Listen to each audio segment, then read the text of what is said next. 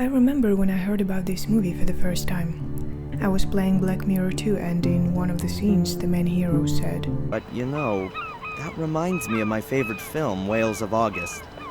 That genius Vincent Price. In a really unusual role." I do not usually trust such advices. Once I was reading Dr. Sleep and came across the pink flamingo mentioning. I decided then that it is a good idea to watch it. I've never been so wrong. Of course, everything was different with this old movie about old people. You see, I'm a young person, so I have no idea what it's like to feel how bones are crashing and mind is getting smoother. But I understand that the oldness is what waiting for most of us, and the main feature of being old, except being a cookie master and total expert in every kind of knowledge because I'm older than you and I know better, is having a head full of memories. So, Whales of August is a movie about memories. Apparently. This is the story about two old sweet ladies. They live in an old sweet house on the shore and they are sisters. After years of lives full of happiness, sadness and regrets, after they've lost their beloved husbands and been forgotten by their children, Sarah and Libby came back to their family home to live in prosperity till the end of their days. Sisters' life is calm and peaceful, full of regular household things. They of course have some daily troubles they are facing with. Libby has two problems. One, she is blind. Two, she lost a taste for life. Sarah has one problem, and it's Libby. Sarah is a good example of proper oldness. No matter how old you are, there is no option for you to wait for soon death. No matter how old you are still alive, so you still have time.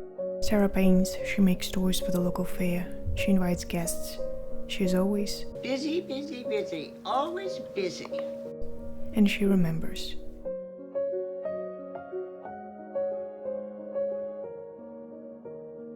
Libby has her own story.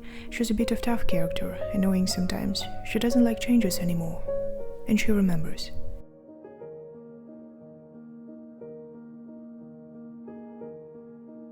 Libby actually is a loving sister, but she's one of those types who never show feelings or show, but in own peculiar way. Libby will change to the end of the movie. I can't say that it is such a noticeable character transformation, but it works for the story. So these two characters seem different, but they are the dearest people for each other. They're together and they're home. And that is actually how the entire movie feels. Like home. Cozy, warm and restful. And sometimes it's causing my favorite feeling. I bet you're familiar with it too. It reminds me of things I never knew.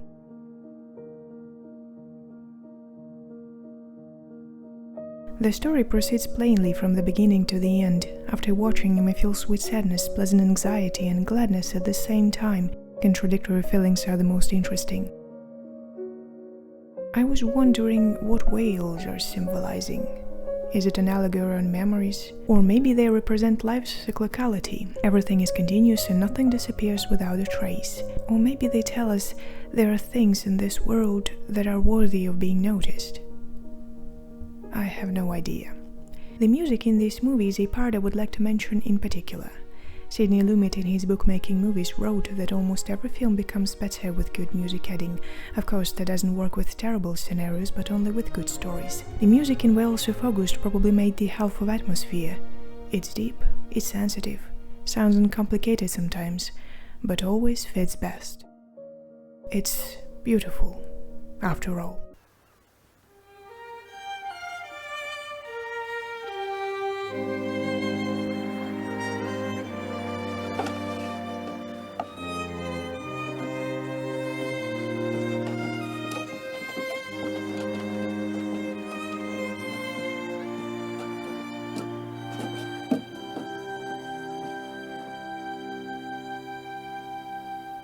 The Whales of August is not about memories only. It's also about the importance of the present, about loneliness, about love, and about life, where one ends, another starts. In most cases, I'm watching movies alone. I remember the day I watched The Whales of August for the first time. It was a sunny day, a warm day, one of those days you with all confidence can call as good. And after the movie ended, I suddenly thought that the long life full of such good days is still waiting for me. Movies for sure have the opportunity to change our lives. Just for a little bit.